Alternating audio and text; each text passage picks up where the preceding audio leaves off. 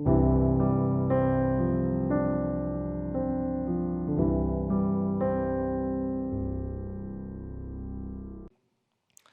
본문 1절은 예수께서 무리를 보시고 산에 올라가 앉으시니 제자들이 나아온지라 라고 하는 부분으로 시작되어지고 있습니다. 오늘 이 본문을 산상수훈의 첫 번째 팔복이라 부릅니다. 이 산상수훈은 율법의 총체라고 해도 과언이 아닐 만큼 이 산상수훈의 말씀, 마태복음 5장부터 7장까지 나와 있는 모든 말씀들은 우리의 신앙의 뿌리와 같습니다. 그래서 우리가 믿음이 흔들릴 때면 이 산상수훈의 말씀을 읽어만 보아도 우리의 신앙이 다시 한번 중심을 잡을 만한 굉장히 중요한 말씀이 이 산상수훈의 말씀입니다. 그 중에서 팔복은 산상수훈으로 들어가고자 하는 입구와 같은 말씀입니다. 산상수훈의 말씀들을 잘 이해하면 우리의 삶에 많은 유익이 있습니다. 오늘 이 밤 하나님께 주시는 신령한 복과 하나님의 주시는 은혜가 가득하시길 예수님의 이름으로 축원합니다. 하나님께서 오늘 말씀을 시작할 때에 무리를 보시고 산에 올라가 앉으셨다, 그리고 제자들이 나왔다 라고 하는 부분으로 말씀을 시작하죠. 여기서 이 무리는 이 앞장 4장 24절에서 25절에 이 무리의 정체에 대해서 나와 있습니다. 그의 소문이 온 수리아에 퍼진지라 사람들이 모든 앓는 자 곧 각종 병에 걸려서 고통당하는 자, 귀신 들린 자, 간질하는 자, 중풍병자들을 데려오니 그들을 고치시더라. 갈릴리와 데가볼리와 예루살렘과 유대와 요단 강 건너편에서 수많은 무리가 따르니 예수님께서는 병 들린 자들을, 병 들어 있는 자들을 고치셨습니다. 그래서 많은 자들을 고치셨다라고 마태복음 4장에서 기록되어 있죠. 많은 자들이 이렇게 고치니까 더 많은 지역에서 이 예수님에게 고침을 받기 위해서 더 많은 무리가 예수님에게 지금 찾아왔습니다. 오늘 본문의 청중은 제자들뿐 아니라 그들의 마음이 아프거나 육신이 아프거나 메시아가 꼭 필요한 자들이 예수님의 눈앞에 앉아있다라고 하는 것을 본문은 말해주고 있습니다. 그들에게 예수님께서 어떤 말씀을 하실까요? 예수님께서 먼저는 그들에게 병을 고쳐주었다면, 말하자면 오늘은 그들의 정말 이런 왜곡된 사상들, 복의 기준이 흔들린 것들에 대해서 바로잡아 주시는 것입니다. 이 말씀은 우리에게도 동일하게 적용이 됩니다. 그래서 오늘 이 말씀이 시작될 때 우리가 그냥 읽으면 그냥 넘어갈 수 있지만 의미심장한 한 구절이 있습니다. 2절에 보면은 입을 열어 가르쳐 이르시되 라고 하는 부분이 나옵니다. 이 표현이 예수님이 말씀하신 것에서 앞에 나와 있는 이 표현, 그러니까 예수님 말씀하실 때 이 표현이 먼저 나오고 예수님이 말씀하시는 부분은 사복음서 중에서 이것이 유일합니다. 이 표현을 잘 쓰지 않는 것은 히브리식 정통 표현이기 때문이에요. 히브리식 정통 표현으로 뭔가 중요한 이야기를 할 때에 이러한 관용구가 있다라고 이 종교개혁자 칼빈은 그의 책에서 이 부분을 말했습니다. 그래서 칼빈이 이거에 대해서 이렇게 말씀했습니다. 예수께서 제자들을 향해 그들에게 가장 유용한, 그리고 그들이 신중하게 기억하고 순종해야 할 문제들을 설명하기 시작하셨음을 의미한다. 예수님께서는 그들에게 가장 유용하고 그들이 신중하고 꼭 기억해야 되는 이야기를 말씀하시기 시작했다라고 할 때 이 관용구적인 표현을 사용했다라고 칼빈은 말합니다. 제자들이 꼭 들어야 하며 이 무리들이 꼭 들어야 되는 말씀을 시작했다는 것입니다. 바로 그것이 이 팔복의 말씀입니다. 예수님께서 무엇에 대해서 이 팔복은 말하고 있죠? 바로 최고선, 무엇이 우리의 삶의 복의 기준인가? 우리의 삶의 행복의 기준은 무엇인가? 우리 이 시대의 화두 중에 하나가 행복이란 무엇인가라고 하는 화두입니다. 무엇을 해야 행복한가? 어떻게 살아갈 때 우린 잘 사는 것인가? 웰빙이라고 하는 주제가 행복이라고 하는 한 주제로 이어지고 있습니다. 그래서 많은 철학가들은 어떻게 하면 사람이 행복할 수 있는가를 연구했고 여러 가지를 이야기했습니다. 하지만 지금까지 우리 모두가 이것이 행복의 선이다, 정말 이것을 하면 행복하다라고 할 만한 기준이 나오지 않았습니다. 근데 여러분, 멀리 갈 필요 없이 이 팔복에서 예수님은 진짜 행복이 무엇인지, 세상의 기준이 아니라 정말 하나님 나라의 행복의 기준을, 우리가 이 땅을 살아가면서 행복할 수 있는 기준을 말해주고 있습니다. 사실 우리가 가장 행복하길 바라시는 분은 하나님이십니다. 만약 우리가 지금 행복하고 있지 않다면 가장 안타까워하실 분도 하나님이십니다. 우리가 자식을 키울 때 자식이 삶을 그냥 살아낸다, 그냥 태어났으니까 살아간다라고 하면 얼마나 힘들고 어렵겠습니까? 자식이 이 땅을 살아가면서 자신이 살아가는 이유의 충만한 목적을 알고 행복하게 살아간다면 그것을 보는 부모의 마음만큼 기쁜 마음은 없을 것입니다. 하나님께서 우리에게 행복을 알기 원하십니다. 근데 만일 우리가 지금 행복하고 있지 않다면, 행복을 느끼고 있지 않다면 우리는 우리의 삶을 한번 되돌아보아야 합니다. 제가 이번 주에 항상 설교를 몇 가지를 듣는데요, 이번 주에도 설교를 듣는 중에 이러한 제목의 설교가 있었습니다. 농담으로 여겼더라 라고 하는 설교의 제목이 있었습니다. 그 내용은 우리가 다 알죠. 롯이 그의 사위들에게 소돔과 고모라 성이 멸망한다라고 말했을 때 이 사위들이 그 말을 농담으로 여겼다는 거예요. 그래서 제가 이 본문을 한 번 더 살펴보았습니다. 그런데 여러분, 이게 어떻게 농담이 되겠어요? 소돔과 고모라 땅이 멸망한다, 피해야 돼, 이 말이 농담처럼 들리십니까? 어떤 상황에 돼야 이 말이 농담으로 들리겠어요? 이 말이 농담으로 들린다라고 하는 것은 이 당시에 이 사위들이 소돔과 고모라 성의 세속적인 가치에 물들었고 찌들었다는 것입니다. 그들의 가치에 이 성이 멸망할 거다, 하나님의 말씀을 듣는 것이라고 하는 그런 경로가 전혀 없던 거예요. 세상에 살면서 그냥 자연스럽게 세상의 가치에 따라갈 때 농담하지 마세요, 무슨 멸망은 멸망이에요, 내가 살고 있는 땅이 이렇게 좋은데 라고 하고 있다는 것입니다. 설교를 준비하면서 또 이 설교를 들으면서 이 설교를 또 준비하면서 우리도 마찬가지이진 않을까라는 생각을 하면서 팔복의 설교를 준비했습니다. 우리가 이 팔복의 말씀들을 지금 눈으로 쭉 살펴보아도 이 말씀들이 어떻습니까? 우리가 살아가는 세상의 복의 기준과 일치합니까? 여러분들, 이것이 진정 복의 기준과 같아 보입니까? 제가 이 팔복을 말씀을 준비하고 이제 이 담임 목사의 안식년 기간에 팔복을 좀 하면 좋겠다라고 하면서 팔복을 본 지 한 달 정도 됐습니다. 팔복을 처음 볼 때에는 이게 정말 복의 기준일까? 라고 하는 생각이 제 머릿속에도 지워지지 않았습니다.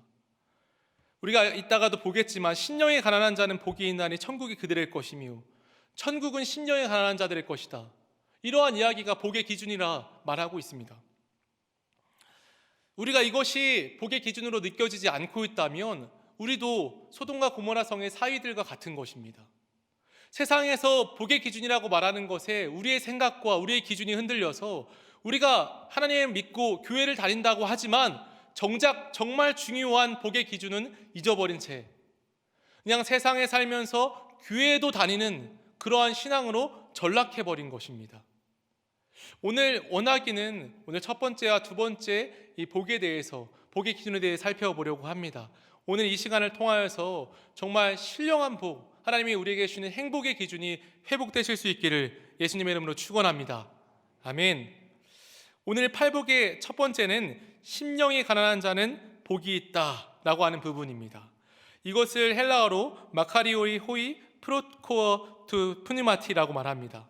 헬라의 어순에서 가장 먼저 말하는 이 단어는 마카리오이, 복되도다 라고 하는 단어입니다. 우리의 삶의 복의 기준에 대해서 먼저 말하고 있습니다. 이 복된다, 복이 있다라고 하는 부분은 모든 팔복에서 반복되고 있는 복이라고 하는 단어입니다. 그래서 이 복에 대해서 조금 깊이 보기 원합니다. 이 복되다라고 하는 마카리오이는 헬라어 마카르에서 온 단어입니다. 이 마카르라고 하는 단어는 행복하다라고 하는 뜻을 갖고 있습니다. 복이라고 하는 이 뜻 자체가 행복이라고 하는 의미를 갖고 있습니다. 이 마카르라고 하는 이 행복을 말할 때 이 헬라어에서 이 마카르는 단지 일시적인 행복, 그냥 단회적인 행복을 이 마카르라고 말하고 있지 않습니다.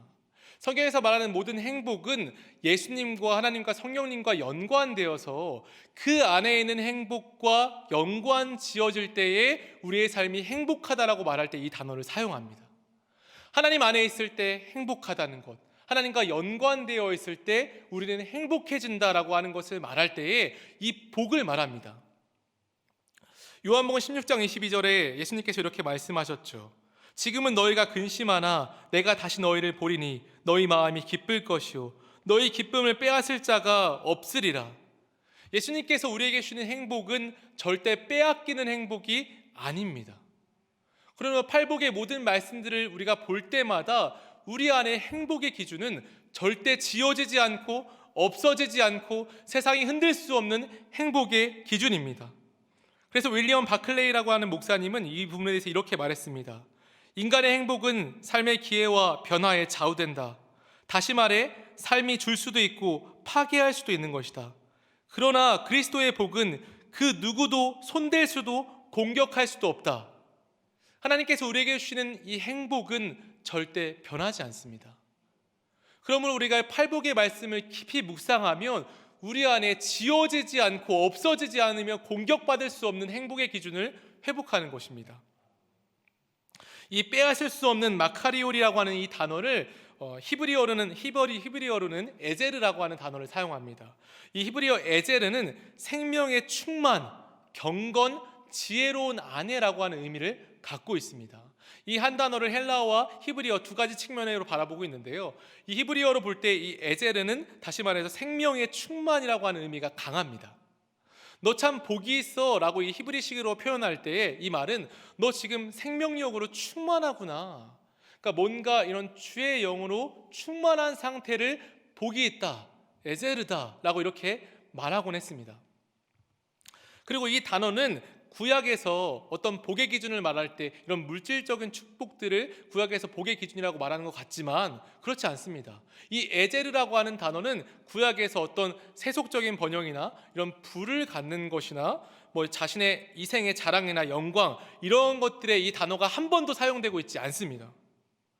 이 단어는 세속적인 복이 아니라 어떤 생명으로 충만한 상태를 말할 때에 이 단어를 사용합니다. 행복이란 생명력으로 가득한 상태입니다.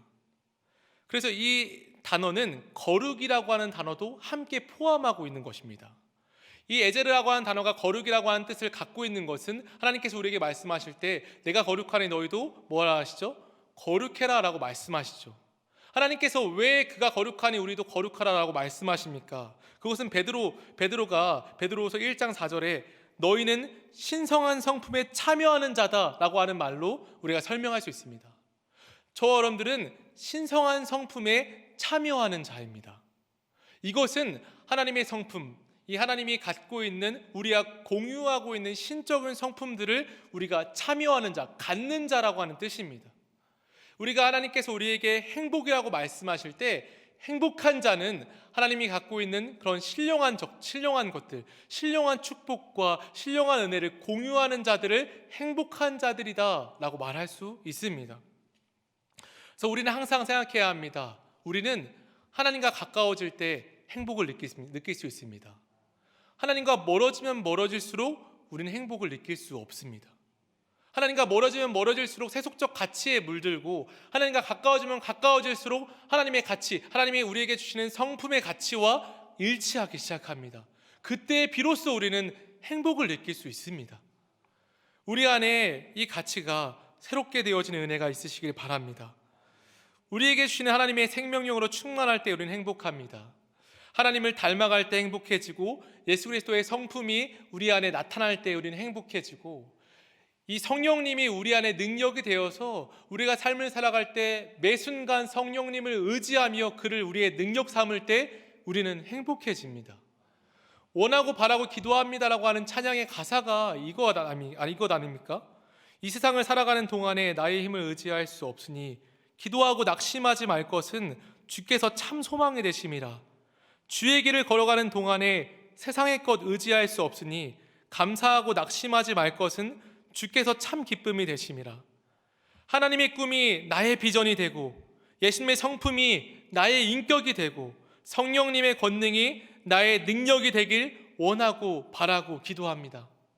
우리의 행복의 기준이 바로 이것입니다. 하나님의 비전이 나의 비전이 되고 예수님의 성품이 나의 성품이 되고 성령님의 능력이 나의 능력이 될 때 우리는 진실로 행복해질 수 있습니다. 오늘 본문을 통해서 우리는 반드시 이 사실을 깊이 깨달아야 합니다.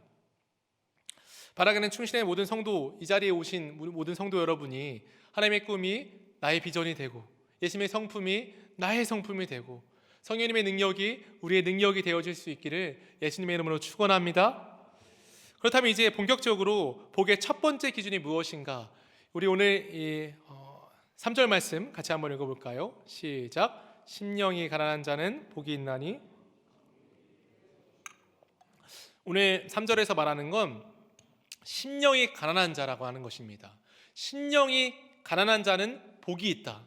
첫 번째로 나오는 기준은 심령의 가난함입니다.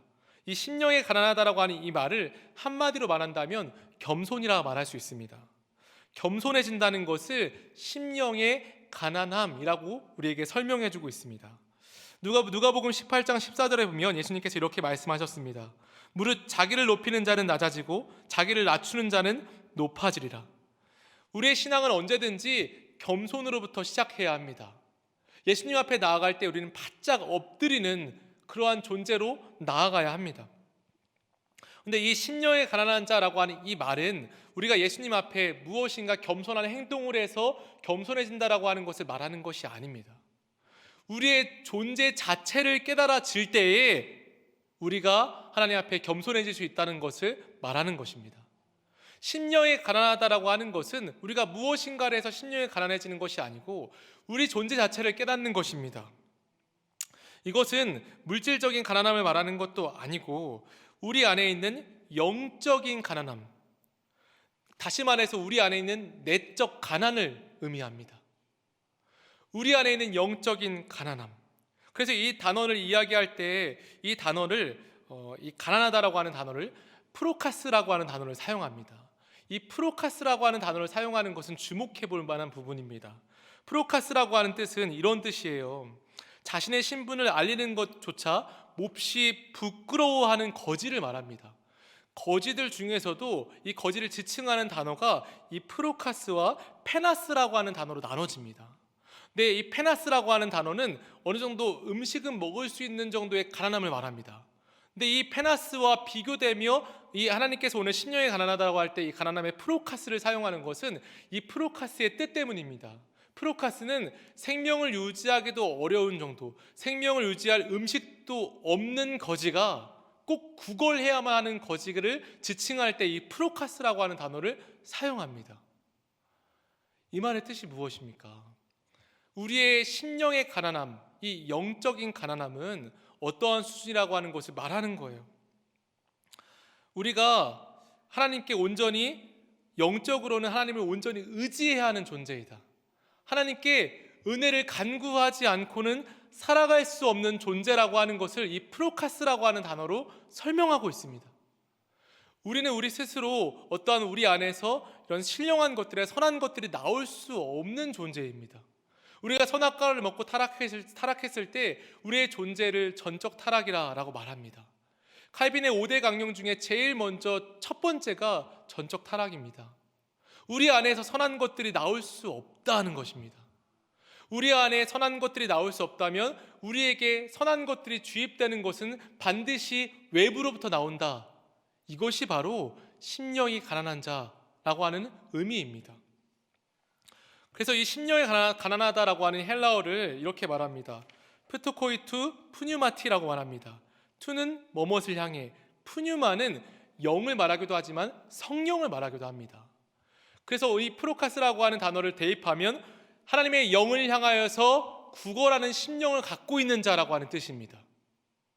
하나님의 영을 향하여서 구걸하는 심령을 하나님께 은혜를 간구하는 자, 하나님의 은혜가 없이는 살아갈 수 없다라고 고백하는 그 자는 복이 있다라고 본문은 말하고 있습니다. 팔복의 시작점을 잘 살펴보십시오. 팔복의 시작점은 우리로부터 신령한 것들이 나오지 않으니 오직 하나님께 은혜를 간구하는 삶이 너희의 삶이다 라고 말하고 있습니다. 우리가 이것을 깨닫지 않고 우리 스스로부터 어떠한 행복의 기준이 나온다라고 믿고 있고 그렇게 살아가고 있다면 반드시 끝이 있습니다. 우리 안에서 행복의 기준이 나온다라고 생각하면 어느 순간 하나님께서 주시는 이런 한계선과 우리의 벽을 경험케 하시는 때가 반드시 옵니다.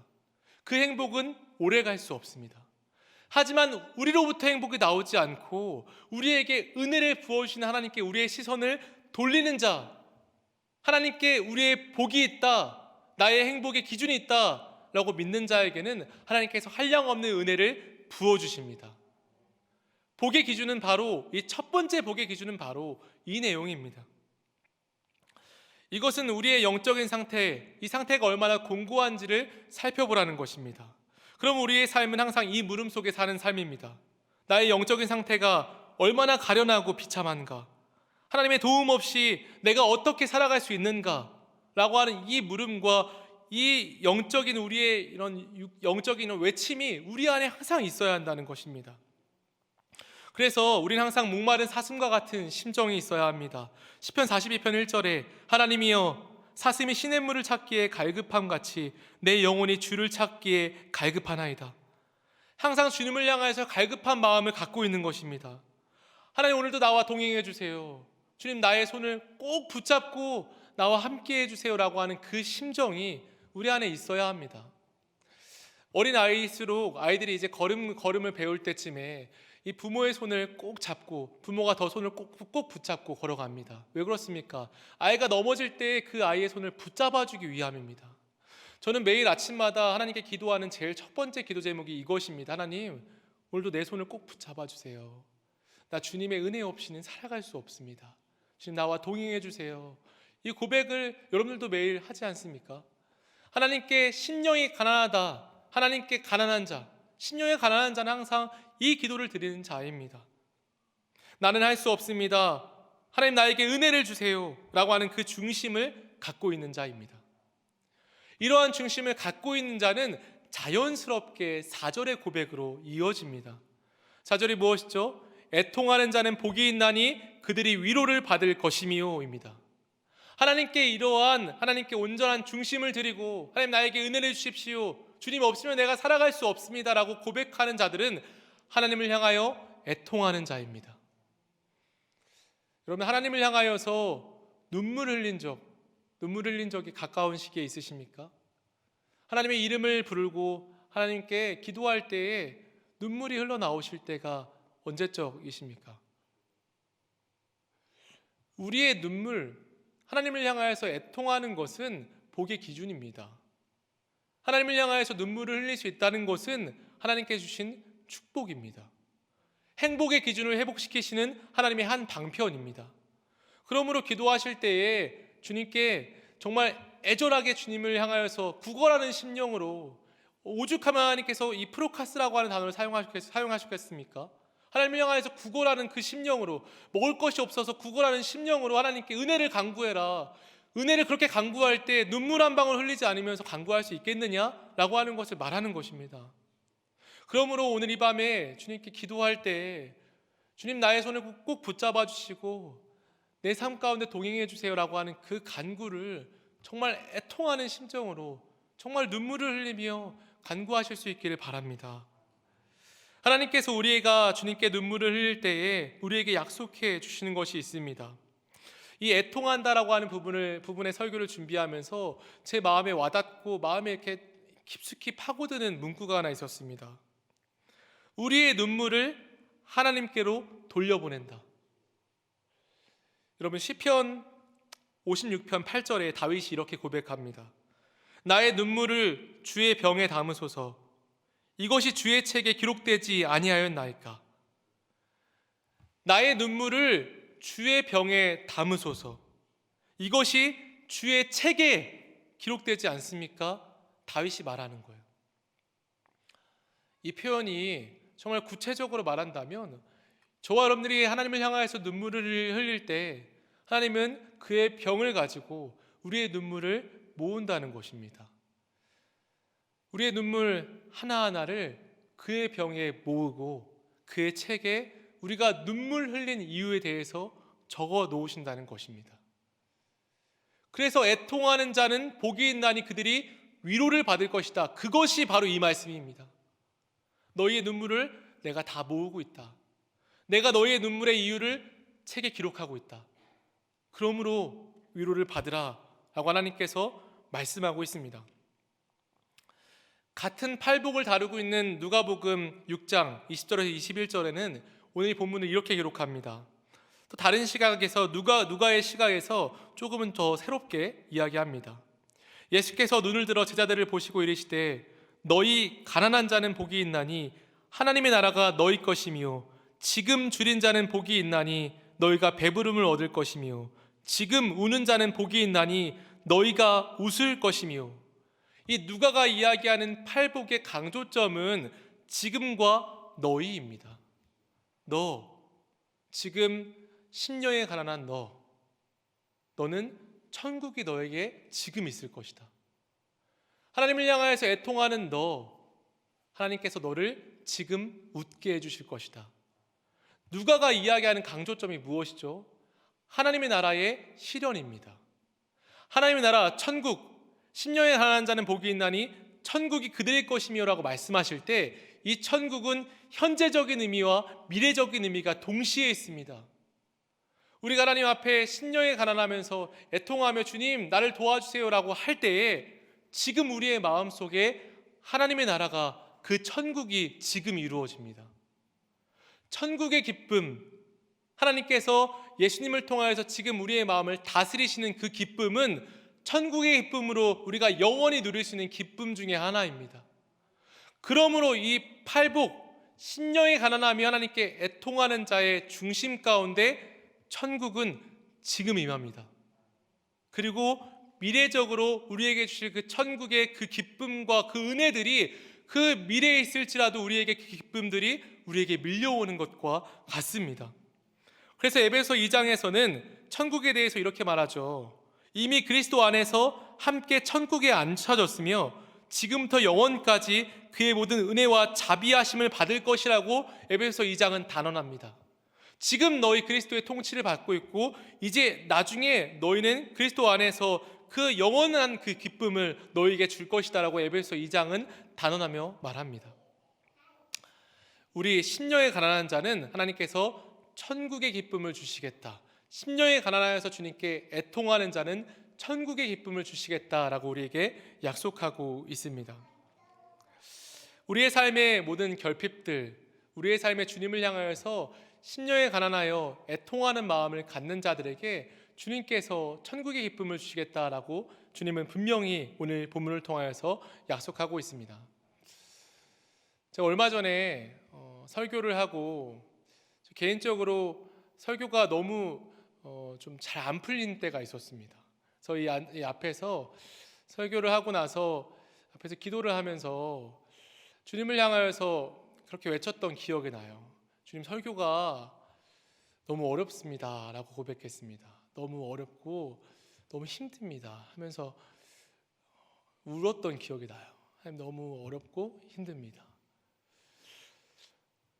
이 설교를 준비하면서 설교만큼 하나님께 전적으로 은혜를 간구하는 것이 없다는 생각이 들었어요.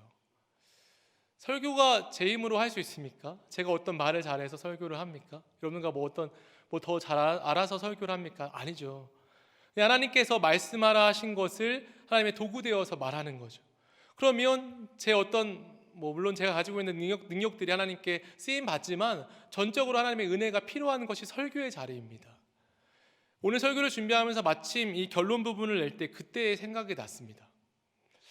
하나님께서 은혜를 달라, 하나님 내가 설교가 참 어렵습니다 라고 하면서 울 때 하나님께서 참 위로를 주셨어요.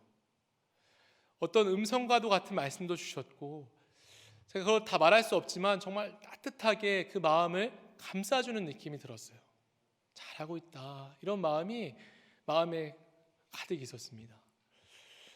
하나님이 오늘 우리가 주님을 향하여서 외치고 간구하는 기도가 딱 이런 기도인 것 같아요. 우리의 삶이 하나님의 은혜 없이는 살아갈 수 없는 것이 맞습니다. 세상을 살아가다 보면 우리의 삶을 향한 우리의 근육들이 생기고 우리의 삶에 우리의 생각의 방식이 생겼을 뿐, 이 세상을 살아가는 1분 1초도 주님의 도움 없이는 살아갈 수 없습니다. 우리는 이 사실을 이 행복의 기준 앞에서 바르고 또한 깊숙이 인지해야 합니다. 우리는 주님의 은혜 없이는 어떠한 선한 일들, 어떠한 영적인 일들, 그 무엇도 할 수 없는 존재입니다. 그것이 바로 원죄의 영향력과 힘이었습니다. 그러므로 우리가 이 자리에 나오는 이 모습들도 오직 하나님의 은혜입니다. 이 은혜의 자리에 왔고 또한 은혜로 우리가 기도를 합니다. 은혜로 기도할 때에 우리는 우리에게 은혜 주실 분을 온전히 바라보아야 합니다. 우리의 삶은 하나님의 은혜 없이는 1분 1초도 살아갈 수 없습니다. 이 세상에 공기가 1초라도 없다면 이 세상에 있는 모든 건물들이 무너진다고 합니다. 산소를 통해서 지탱하고 있는 힘이 있다는 거예요. 마찬가지입니다. 우리에게도 하나님의 은혜가 없다면 우리는 1분 1초도 살아갈 수 없는 것이 맞습니다. 이것이 우리의 행복의 기준입니다. 우리가 하나님의 은혜 없이도 살아갈 수 있다라고 믿는다면 우리는 행복의 기준이 흐트러지고 있는 거예요. 우리가 이 시간, 이 자리, 이 밤에 기도할 때 하나님 나에게 은혜를 주십시오. 주님의 은혜 없이는 살아갈 수 없습니다. 주님, 그래서 내가 주님을 향하여서 애통하는 마음으로 눈물을 흘리며 주님 은혜 주십시오라고 하는 그 기도를 드리는 자의 마음 가운데 주님은 천국의 기쁨, 우리가 세상 그 무엇으로도 살 수 없는 영원한, 빼앗기지 않는, 변하지 않는 천국의 기쁨을 주신다라고 말씀하십니다. 오늘 이 밤에 기도할 때에 천국의 기쁨이 주님 앞에 우리의 모든 것들을 내어드리며 기도할 때에 천국의 기쁨이 회복되어질 수 있는 은혜가 있으시기를 예수님의 이름으로 축원합니다. 함께 기도하겠습니다.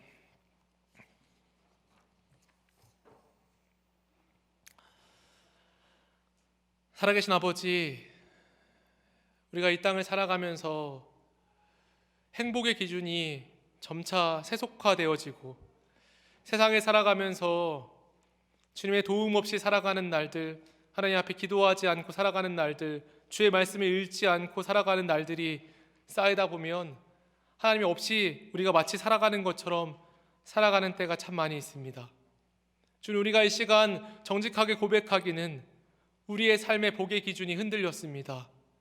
주님, 우리의 삶에 세속적 가치가 들어와서 돈이 많아야 행복한 것 같고 세상 사람들 갖는 것을 가져야 행복한 것 같고 세상이 말하는 행복의 기준이 우리의 마음 깊숙이 들어와 있는 것을 오늘 본문을 통하여서 느낍니다. 주님, 우리가 이 시간 행복의 기준을 다시 한번 세우길 소망합니다. 하나님의 은혜 없이는 살아갈 수 없습니다. 하나님의 은혜가 오늘 나를 살게 하고 그러한 은혜를 갈구하며 구걸하는 심령으로 주님을 향하여서 눈물을 흘리는 것이 우리의 삶의 행복의 기준임을 고백하오니 주님, 오늘 이 밤에 우리에게 주의 행복의 기준, 주의 복의 기준을 회복시켜 주시옵소서. 주님 앞에 기도하는 자마다 천국의 기쁨, 그 놀라운 천국의 기쁨을 우리의 마음 가운데 하나님께 허락해 주셔서 우리가 이 기쁨을 기억하며 주님 앞에 또 기도하고 나아갈 수 있도록 오늘 이 시간 붙잡아 주시옵소서. 하늘의 문을 여시고 하늘의 은혜를 허락하여 주시옵소서. 감사합니다. 예수님의 이름으로 감사하며 기도합니다. 아멘.